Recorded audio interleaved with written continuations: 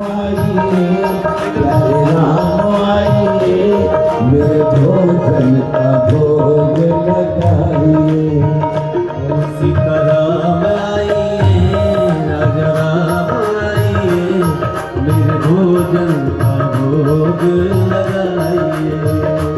प्रभु जल्दी आइए, ये प्रसादी पाइए, मेरी आत्मा को तृप्त कर जाइए।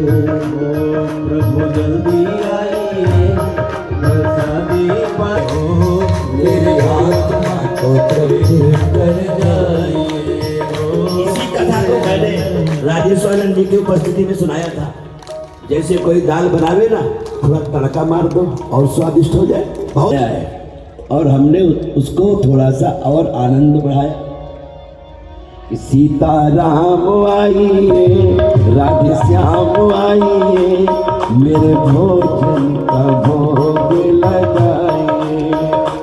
सीताराम आइए, प्रभु जल्दी आइए, नहीं शर्माइए, मेरे भोजन का भोग लगाइए। प्रभु जल्दी आइए, नहीं शर्माइए, मेरे भोजन का भोग लगाइए।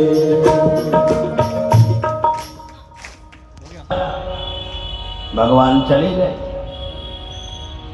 अगली एकादशी को उसको लगा कि 3 एक्स्ट्रा आते हैं तो 3 और बढ़ा दिया। ऐसे हर एकादशी को बढ़ाता गया और भगवान अपने परिकर के साथ आते गए, क्योंकि हमें कथा थोड़ा सूक्ष्म करना है। परिकर बढ़ते गए, अब वो परेशान होता गया। एक दिन गुरुदेव से कहा कि अब ज्यादा भीड़ हो गई है भंडारे की, ज्यादा दो। तो गुरुदेव के मन में आया, ये इतना कैसे खा सकता है, ये कहीं बेचता बाजता तो नहीं है। फिर भी ज्यादा दे दिया, 10-20 आदमी का राशन दे दिया। अब उस दिन फिर बुलाया कि हनुमान आइए, सीताराम आइए, भरत भैया आइए, शत्रुघ्न भैया आइए, लक्ष्मण भैया आइए, मेरे भोजन का भोग लगाइए। अब तो भरत शत्रुघ्न परिकर सब आ गए। उस दिन तो खिला दिया कि चलो पूरी पार्टी आ गई। अब जब अब की एकादशी आई तो गुरुदेव से कहा, गुरुदेव मैं थक गया, आपने बुला ले, क्या कह दिया, मैं जितना बुलाता हूँ उससे कई गुना लोग आ जाते, अब मैं फिर भूखा रह जाता हूँ। तो आज आप जो है ना कम से कम 100 आदमी कर दो। गुरु को पक्का हो गया कि आज इसको पकड़ना है रंगे हाथ। अब आज ये जब गया तो इसने क्या किया, बनाने से पहले सोचा बनाना है नहीं। इधर गुरुदेव ने भी सोचा आज जाना नहीं, अगली बार देखेंगे एकादशी को।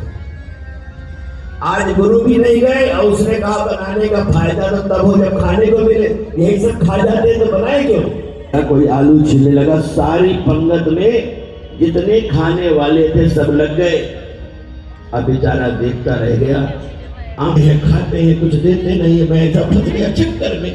ये है एकादशी की लीला कि अगर भगवान को एकादशी कराना है तो भोजन भी बनेगा लेकिन मिलेगा नहीं।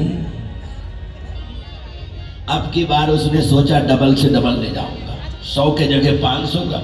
गुरुदेव ने कहा बस हद हो गई है तुम्हारी, जितना हमने पिछले एकादशी में दिया था 1 खुराक और बढ़ा देंगे। गया। अब महाराज वही लीला, गुरुदेव भी पीछे पीछे। उसको तो भगवान दिखाई पड़ रहे हैं सर्वत्र परिकर के साथ, लेकिन गुरु को दिखाई नहीं पड़ रहे। गुरु को लगा आज ये झूठा पकड़ा गया, सामान ऐसे रखा है। कहा नहीं गुरुदेव सब बैठे हैं, झूठ बोल रहा है।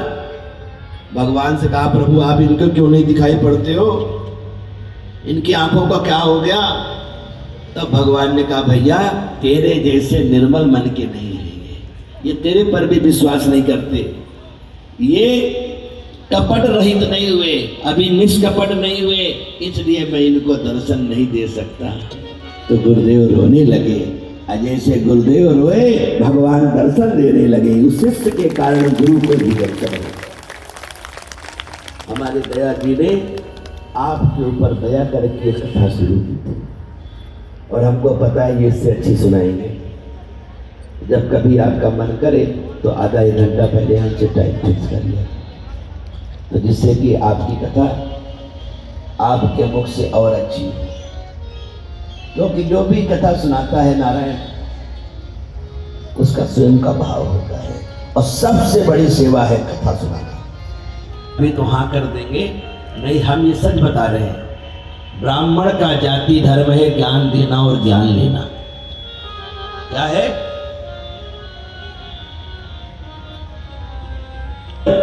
सबके मुख से होनी चाहिए। जिन हरि कथा सुनी नहीं काना, श्रवण रंग अहि भवन समाना। जो सुनता नहीं है उसके कान सांप के बिल के समान है, और जिसके मुख जो नहीं करे राम गुण गाना, जी है से दादुर्वीर। उसकी जीवा दारुण जैसी है, मेढ़क जैसी है।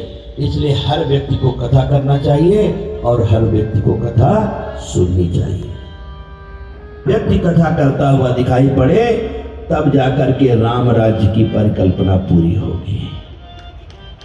अब कथा करने वाला व्यक्ति अपने आप पवित्र होने लगता है, क्योंकि जिसकी वाणी पवित्र हो गई ना, उसका मन अपने आप पवित्र होने लगता है। क्योंकि बंदे वाणी विनायक हो, इसलिए कथा सदैव करो, हर समय करो। और करते समय ये ध्यान रखो कि कथा तुम नहीं कर रहे हो, तुम्हारे प्रभु तुमसे करवा रहे हैं। जिस दिन कथा करने की सेवा मिल गई, समझ लेना भगवान आपके हृदय के बंदी बन जाएंगे। बंदी फिर निकलेंगे नहीं। जब कथा सुनने वाले के हृदय के बंदी बन जाते हैं तो करने वाले को कैसे छोड़ के जाएंगे। हमारे भगवान शंकर ने माता पार्वती को कथा सुनाने से पहले बंधु बाल रूप श्री रामो, सब सिद्ध सुलभ जपत जय नामो। भगवान राम को हृदय में बैठाया और भगवान के एक एक चरित्र को माता पार्वती को सुनाने लगे। भागवत भी भगवान शंकर ने सुनाई माता पार्वती को। तो हम सबको कथा सुनाना भी चाहिए और सुनना चाहिए।